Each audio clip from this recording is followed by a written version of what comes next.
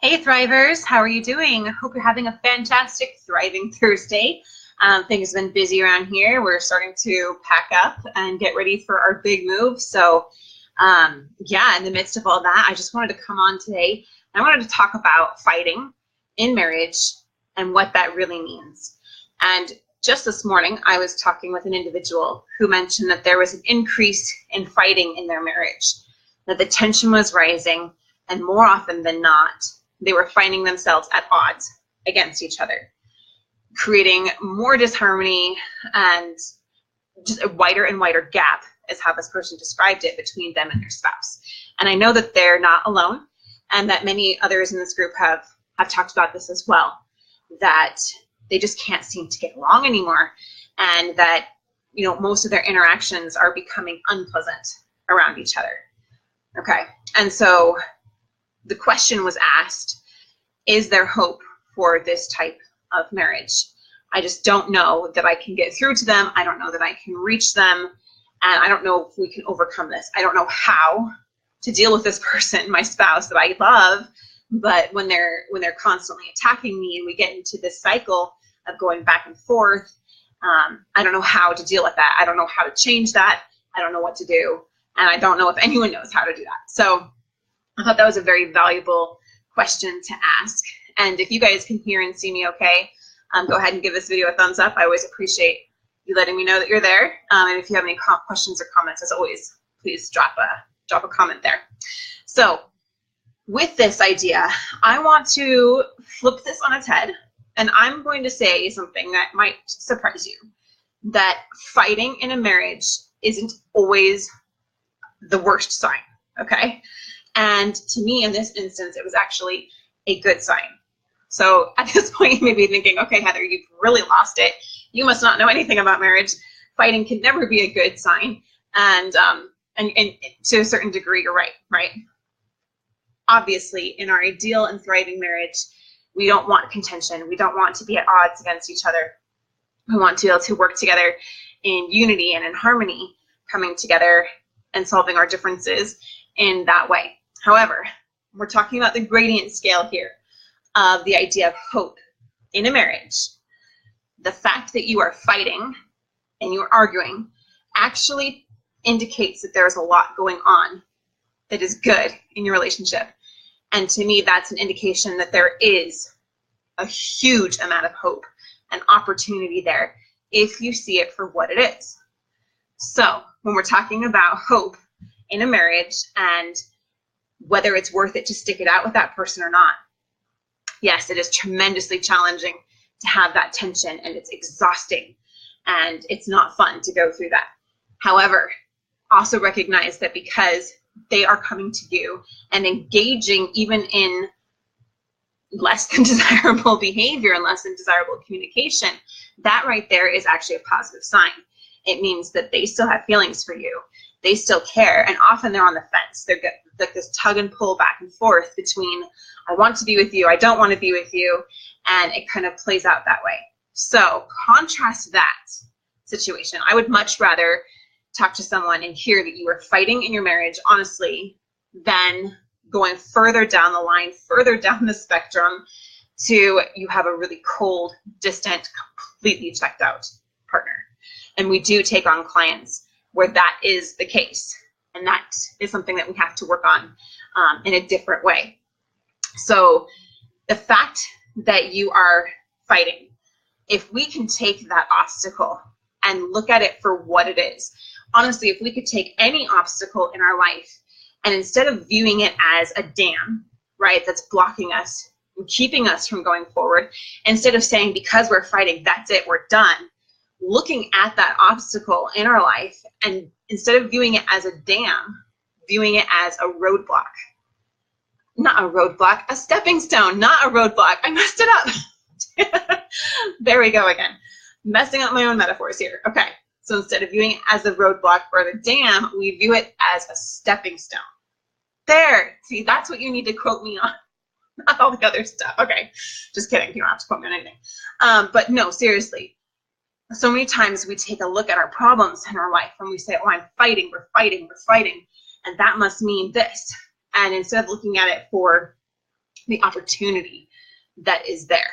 We allow it to stop us and prevent us from moving forward.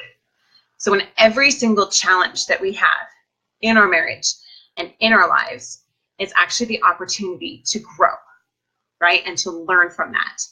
So instead of being like, we're fighting, so there must not be much hope for us, encouraging you with deep love and respect, that you look at that as, wow, you're right, we are fighting. We don't know how to communicate. I don't know how to de-escalate a situation. When this person does that, I don't have the skills. I don't have the ability to calm myself or my emotions or to communicate in a way with this person that can move us forward. And that's okay. That can actually be an exciting and an empowering thing, right? Can you see that there is opportunity there? Can you see that there is actually hope in that situation? The fact that they're there with you and that you're both going back and forth and engaging in less than desirable behavior is better than if they didn't want to engage with you at all. If they didn't care at all, if they were completely unemotionally invested in you, then there wouldn't even be arguments. And we've seen that situation too. And maybe that is your situation, and we will address that at another time. But what I'm hoping to convey to you is that the fact alone that there are arguments can be a positive thing, because we can look at that and say, wow, you're right. There are things that I don't know how to do. There are ways of communicating I haven't learned. There are skills I have yet to master. There is amount of self-control I have yet to master in myself. And that is awesome, because now I have this opportunity to learn those skills. And wow, if I could approach my partner, my spouse, in a different way than I ever have before, instead of escalating things, if I could learn how to de-escalate a situation, how to take the tension out of a situation, if I could be the person that brings soothing and understanding to a situation, what would that look like? How would that affect my partner? I'm sure they would be shocked to see the change in me. And they would see it not just in my words, but in those actions, that I am responding in a totally different way. Here we have the same situation, yet I'm growing through it. I'm not allowing it to stop me. I'm not allowing it to keep me back. And I'm certainly not going to give up because of this. I'm going to grow because of this. And you know what? This obstacle can actually be the biggest blessing of all, because now I get to learn something. Now I get to grow. And through it, we can become stronger than ever. So that's my challenge to you. Just a really quick one here. I see a couple of you watching, so hi. Let me know that you're here, and let me know that you can hear me okay. I think my internet's being a little off, but that's my challenge to you. When you have these obstacles, it's very tempting to look at them as if they were the end of the road. Like, okay, we've reached this level in our relationship. We must be done, because for some reason, you know, we have these different, I guess, benchmarks or, you know, indications in our minds that if a relationship is a certain way, then that must be it for us. But instead of looking at it as the end, what if you flipped it around? And what if you saw it as the beginning and as the opportunity now to realize, yeah, I can change, I can improve. There are things I can learn here. I don't know how to do it. I'm going to go learn how. I don't know how to de-escalate a situation. I'm going to learn how. I don't know how to keep them from pushing my buttons, because they certainly know how to get under my skin and push my buttons. But you know what? I'm going to learn how, because it is possible. And there is absolutely hope that we can get through this and become out stronger even because of it. Vivian, Gottman's book, 7 Keys to a Happy Marriage, and his workshop may be of service. Yes, I've studied Gottman, and so has Mark extensively. So absolutely. He talks a lot about increasing positive interactions. And that's really important. And what's interesting to me as I was working with this individual today was that they were doing a lot of these really positive interactions, but they continued to have the fighting and the disagreement. And he was thinking he's done everything he can, then that must be it. We must be we must be done with trying to work on this marriage, because despite all of the positive interactions that I'm working on, this still keeps coming up. And so being able to turn that around and be like, well, do you see that there's opportunity here to learn and to grow and to do some new things that you haven't yet done before? And if and when you learn how to do those new things, what kind of difference will that make in your relationship? How differently will your spouse respond to you? How differently will you feel about yourself? So taking a step back and realizing, what outcome do I want here? And then going out and deciding that you will get those tools and those resources on how to communicate, how to de-escalate a situation. And making that commitment is going to move you forward, right? So any other questions, go ahead and let me know. But I know that this is a really frequent one, this idea of fighting and tension and contention between you and your spouse. And instead of looking at that as, that's it for us, I can't handle this anymore, I don't know what to do, and allowing that to stop you, view that as an incredible opportunity that you have to grow, to learn, to change, so that you can move yourself and your life and your marriage forward. So I feel like there was one other thought that I had. I don't know where it went.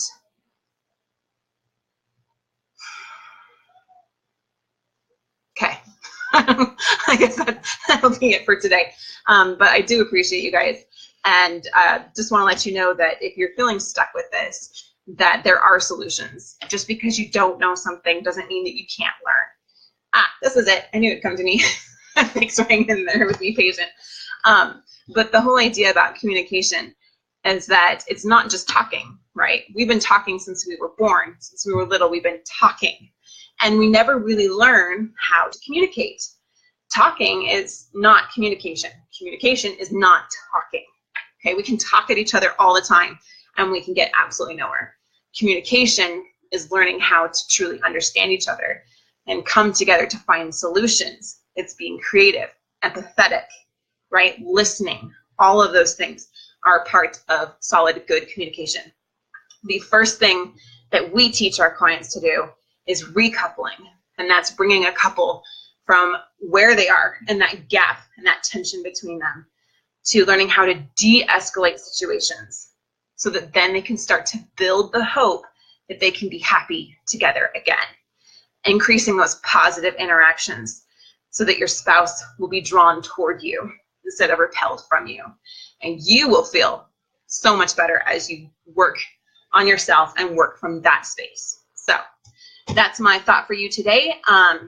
Just also want to let you know, we are offering that scholarship. You may have seen the post. It is a limited time scholarship. We're taking applications now until Friday. Tomorrow at midnight is the cutoff. And if you're looking to learn how to reconnect with your spouse, how to defuse situations, if that's something you've never known how to do before, maybe you were raised in a home where it was constant tension and stress, or that you were not allowed to express your real feelings, or your parents fought all the time, and now you and your spouse fight all the time, and you just simply don't know how. You don't have the skills or that example there.